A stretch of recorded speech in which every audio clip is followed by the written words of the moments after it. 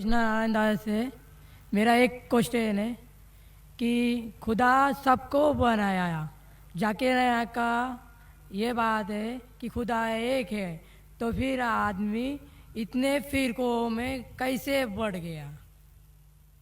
بھائی کا سوال ہے کہ خدا ایک ہے تو آدمی اتنے فرقوں میں کیوں بٹا ہے، انسانیت میں اتنے مذاہب کیوں ہیں؟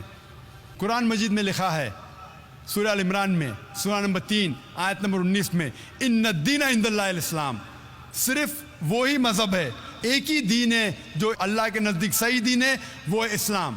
وہ امن حاصل کرنا اپنی خواہش کے ساتھ اللہ کی تعلیمات کے مطابق، اور اللہ تعالیٰ فرماتے سورہ عمران میں سورہ نمبر 3 آیت نمبر 85 میں کہ اللہ سبحانہ و تعالیٰ اسلام کے علاوہ کوئی اور دین کو قبول نہیں فرمائیں گے، اور اگر کوئی بھی انسان اسلام کے علاوہ کوئی دوسرے دین دوسرے مذہب کو مانتا ہے تو آخرت میں وہ کبھی بھی نہیں قبول کریں گے اللہ تعالیٰ اسے۔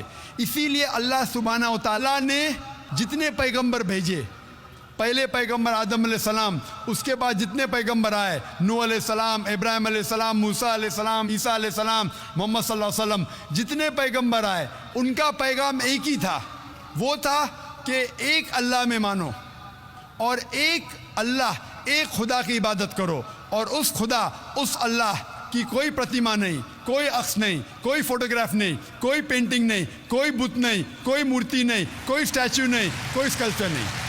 سارے پیغمبروں کا ایک ہی پیغام تھا، تو اللہ نے دین، مذہب صرف ایک ہی بھیجا، لیکن لوگوں نے اپنے فائدے کے لیے یہ پیغام کو بدلا۔ جب بھی پیغام بدلا اللہ نے ایک نئے پیغمبر کو بھیجا صحیح پیغام دینے کے لیے، پھر کچھ وقت کے بعد پھر سے پیغام میں ملاوٹ آئی۔ تو یہ ملاوٹ آئی جس طریقے سے میں نے کہا تھا، سورہ بقرہ سورہ نمبر 2 آیت نمبر 79 میں لکھا ہے کہ لوگ، انسان اپنے ہاتھ سے کتاب لکھتے ہیں اور کہتے ہیں اللہ کی طرف سے اپنے فائدے کے لیے، ان کے اوپر لعنت ہے، ان کے ہاتھوں پہ لعنت ہے، اور وہ جو چیز کماتے اس کے اوپر لعنت ہے۔ لیکن جتنے پیغمبر پہلے آئے وہ صرف اپنے قوم کے لیے آئے تھے، اور ان کا پیغام محدود تھا ایک وقت کے لیے جب تک نیا پیغام آئے گا۔ لیکن کیونکہ محمد صلی اللہ علیہ وسلم آخری پیغمبر ہے، وہ صرف مسلمان یا عربوں کے لیے نہیں بھیجے گئے تھے، وہ بھیجے گئے تھے سارے عالمین کے لیے۔ جس طریقے سے اللہ تعالیٰ فرماتے سورہ انبیاء میں سورہ نمبر 21 آیت نمبر 107 وما ارسلناک الا رحمت للعالمین، ہم نے تمہیں نہیں بھیجا لیکن صرف رحمت بنا کے سارے عالمین کے لیے، ساری انسانیت کے لیے، سارے جہاں کے لیے۔ تو دین، مذہب اللہ کا صرف ایک ہے، اسلام۔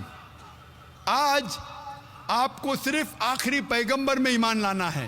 جتنے پہلے پیغمبر آئے وہ صرف اس وقت کے لیے تھے، اور جتنے بھی پیغام پہلے آئے اللہ کی طرف سے ان میں ملاوٹ ہو چکی ہے۔ ملاوٹ کے باوجود سارے پیغام، سارے مذہب کے پیغام میں لکھا ہوا ہے اللہ ایک ہے، وحدانیت کے بارے میں۔ اس میں یہ بھی لکھا ہوا ہے کہ آخری پیغمبر آنے والے جس کا نام محمد صلی اللہ علیہ وسلم ہے۔ میں نے تقریر کی تھی محمد صلی اللہ علیہ وسلم کا ذکر مختلف مذہبی کتابوں میں، میں نے تقریر کی تھی خدا کا تصور مختلف مذاہب میں۔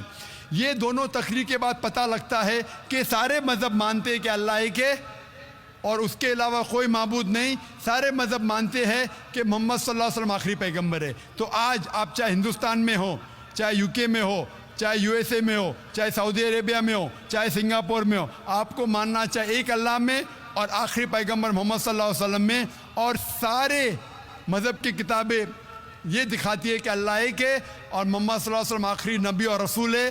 اسی لیے صرف ایک ہی دین، ایک ہی مذہب اللہ نے بھیجا، اور ساری انسانیت کو ایک ہی مذہب کا پالن کرنا چاہیے، وہ ہے اسلام۔ یعنی اپنے آپ، اپنی خواہش سے اللہ کے احکامات پہ عمل کرنا، اسے کہتے ہیں اسلام۔ Hope the answers the question.